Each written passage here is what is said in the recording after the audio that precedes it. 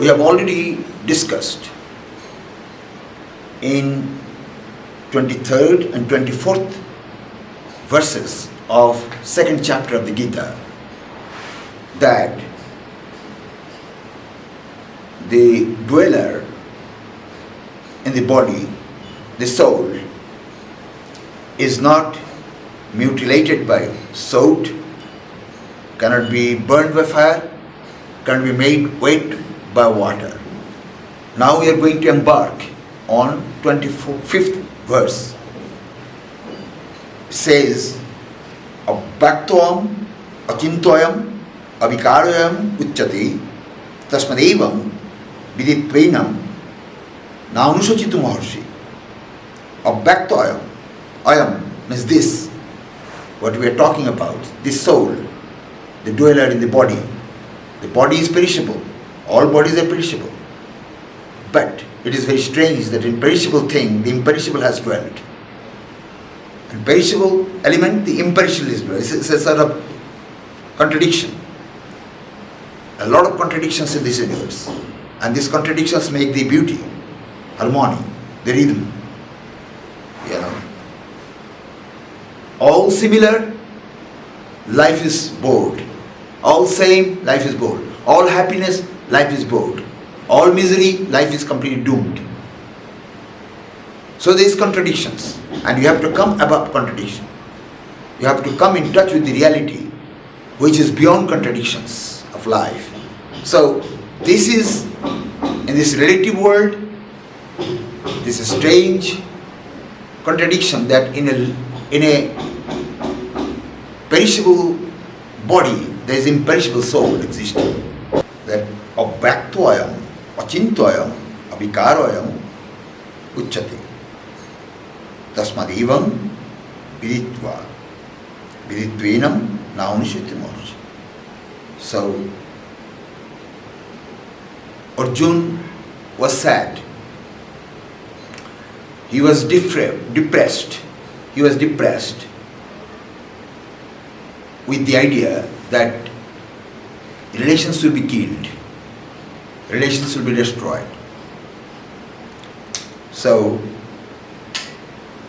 here it is said that nobody is going to be destroyed virtually. Bodies are perishable. Today or tomorrow, sometime it has to fall. The bodies will go, the spirit will exist all the time. It is there, it is existing, but it cannot be proved. It cannot be shown. There is no identity of it. So back to then achinto, it cannot be thought of. This is another interesting thing. The soul, you cannot think of the soul. The soul is such a thing that you can experience it, but you cannot think of it. Then again, you cannot achieve it without thinking. So contradiction, The life has many contradictions that you have to amalgam with or you have to understand. So these contradictions are created by nature so that your understanding is improved. You become intelligent, more and more intelligent. And what is the proof of your intelligence? That you are able to find out reality amidst the contradictions. Amid the mass of contradictions or major contradictions, whatever you might say. So this soul, which is imperishable, existing in the perishable body, cannot be proved, cannot be shown, cannot be expressed by talk. You cannot express your pain. Only you can say that I am not comfortable, I am not feeling well, and so forth. But you cannot show the pain, or you cannot prove it, you cannot transmit it to somebody. So this is abhakta, unexpressible, and achinta, cannot be thought of, but you have to think. You have to think. Thinking means you have to think. That is called concentration. You have to concentrate your mind towards it. So this is like the root. You're thinking of the soul, thinking of God, thinking of spirituality. Spirituality cannot develop without thinking. By thinking alone, you can be spiritual. And your action, activities, lifestyle helps you thinking. That is there. But by thinking alone, that's why Shankaracharya says it very nicely, that Chittasya Shuddhaya karma na tu vastu upalabdhaya. Vastu siddhi vicharana na kinchit karma kotivi. Chittasya Shuddhaya karma. Action is meant for purifying your soul, purifying your heart. Na tu vastu upalabdhaya. Not for the realization, not for the direct realization. It is only meant for purifying your heart. Because for realizing the truth, you have to have a pure heart. Like the water of a pool must be tranquil completely in order to see the reflection of the moon into it. The clear reflection. If the water has little bit of ripples, then the moon, the reflection shakes. So, to have the reflection of the cosmic consciousness, the divine power, the supreme divine, you need to have your heart completely pure, pristine, clear, so that the reflection of the supreme is upon you. You know, exactly like one sun, but there can be water in 200 dishes, and there will be 200 suns, say in the dish. So each of you has the reflection of the divine, and that is hazy, distorted, if you are not tranquil, if you are not pure, if you are contaminated, blemished with the world impressions. So, action is meant for purifying the heart, but not for realization, not for realization. And realization is only possible by thinking, by right thinking, by thinking with discrimination, proper discrimination. That is called Vastu Siddhi Vicharana na kinchit karma kotivi. Even if you have done millions of work, you are not going to attain that, because there are people in the world who might have done unbelievable kind of work, amazing kind of work, that an ordinary person cannot think of. But they have not achieved, they have not reached. But Buddha reached by reflecting. So you need to reflect, you need to think of the divine according to its attributes. These attributes that are mentioned in the scriptures, you follow that attribute, and slowly you are preparing yourself to realize, to have a realization of the Supreme. But the Supreme is beyond thinking. Mind cannot reach there. Intelligence cannot reach there. Your thinking power will not reach there. You only have to have a direct vision. You can think of the sun. You can think that, when there will be morning, when the sun will rise, when the light will break in the east, and the curtain will be removed, then the light will come, and all the cold that I have all through the night, it will be gone. This you can do, but your thinking will not make the sun rising. Your thinking will not make the sun rising. Nothing to do with your thinking. Only you are preparing yourself to remove the curtain so that the sunlight is seen. Exactly the same way, your mind is preparing by your merit, by your virtue, by the practice of your virtue, by practice of your yoga and all these things. So that revelation comes to you automatically. And it comes automatically. So here it is said, of bhakta, it is not proved, it is not expressed.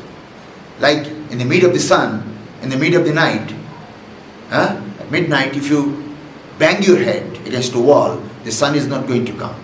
It will come only at the time, when there is time, when it is time for the sun to come. Similarly, it is unexpressed, it cannot be proved, and it is beyond thinking, achinta.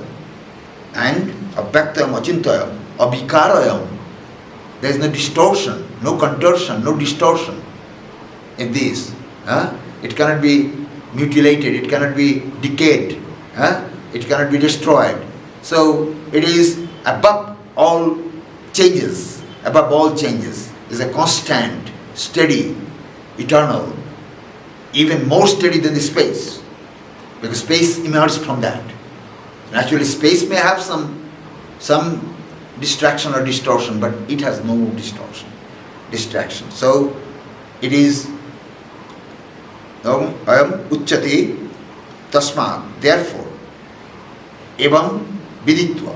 Arjun, by knowing this, that the characteristic of the inner soul is like this, that it cannot be proved, it cannot be expressed, it cannot be thought of, it cannot be decayed, it cannot be distorted. By knowing this, you should not lament. You should not lament on anything or anybody. You should not be morose by thinking that, well, I am going to kill somebody, this, that. So this is all children's thoughts. If you think it from the high point of view, from the real point of view, realistic point of view, soul is not destroyed and the soul is constantly working. You are speaking because there is soul in it. You are working because soul in it. You are fighting because soul in it. If soul is not there, you will not fight, you will not do anything. You are gone. So this is only a pill. It's only a pill. Pill of the real thing. So reality is different and pill is different. Pill is only an outer thing, outer guard. 26th verse of the same chapter 2, it says, Atha cha enam, atha chainam, nitya jatam, nityam, ba manashi smritam, tathapi tvang mahabaha, naivam shojita maharshi, jatasya dhruva mrityur dhruvam, janma mitasya cha, tasmad apariharyarte, natam shojita maharshi. Here we are going to explain in nutshell verse 26 and 27 because they are of the similar idea. It says, Athacha enam. Now, if you think nitya jatam, nityam, ba manashi mritam,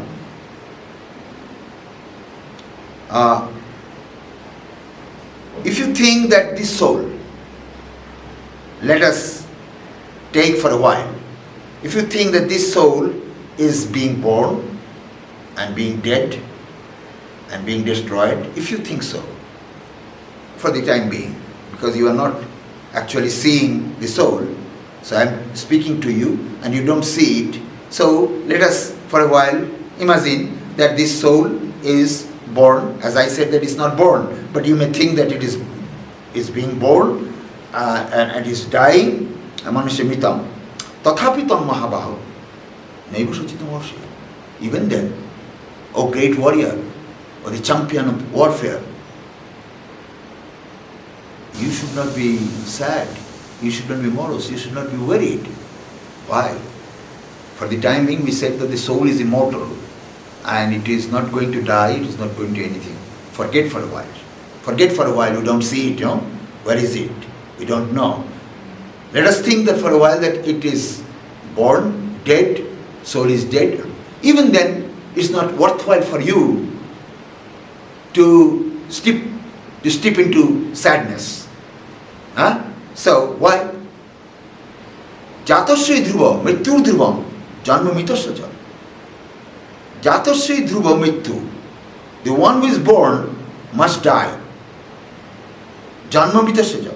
One who is dead must be born again.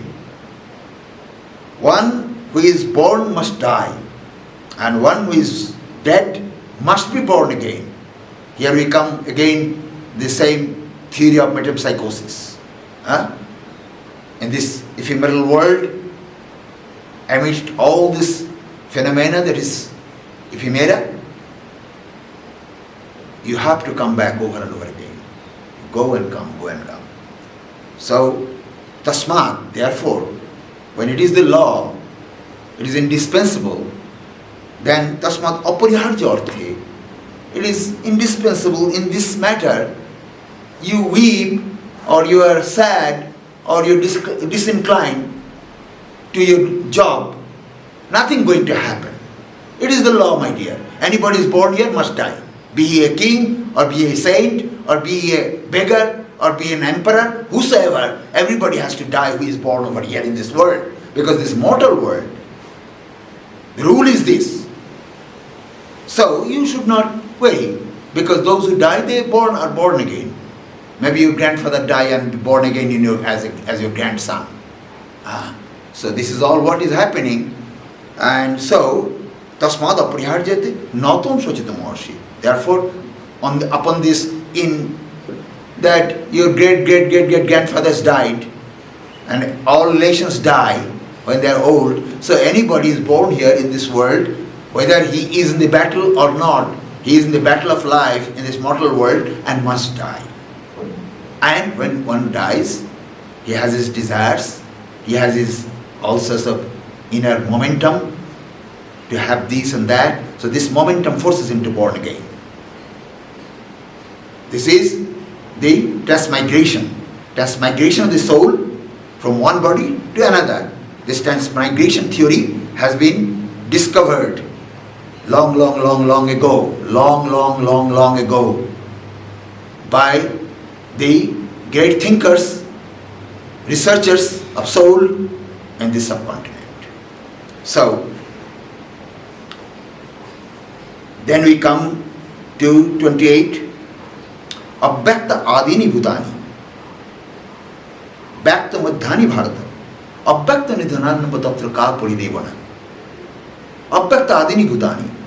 These all beings that you are finding before you, all the soldiers, warriors, arrayed before you, were not existing as if on earth 100 years ago or 200 years ago.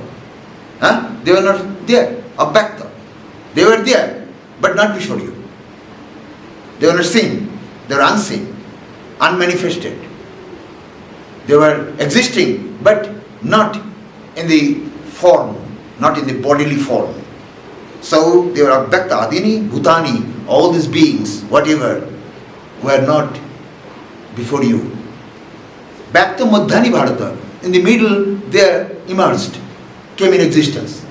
Like you don't see the plant, you have the seed for a long time, but suddenly you sowed the sand, seed, and suddenly you find there is a small germination, there is a small sapling. So they are manifested only in the middle. So Avyakta nidhananeva tatra ka paridevana. Then this thing that cannot be seen, it was not seen before, and it is seen for a while, and then again unseen. So this is the law. It is seen like a film, cinema, it was not there, but suddenly it comes on the screen, and you see it, and then vanish again. So it is like a film. If they were not there, you didn't see them before. They were there, but it's not seen them. Not seen. And now it is seen in the middle, and then it will be vanished again. So, Avyakta nidhananeva tatra ka paridevana. So why are you being sad on that? Why are you being sad on that account? It was there before, not seen. It is only seen for the time being, and it will be unseen again. After maybe, even now, I can say, that maybe except some great yogis, those who could control their life, these billions of people, 8 million people in the world, after 100 years nobody will be there. After 100 years nobody will be there of these 8 million. But the world will be again peopled with great amount of beings. Great amount of demography will come. But after 100 years, what are there now at the moment? Maybe after 100 years, none of them will be existing. So it is like a miracle. It's like a miracle. It's like a magic. It's like a magic.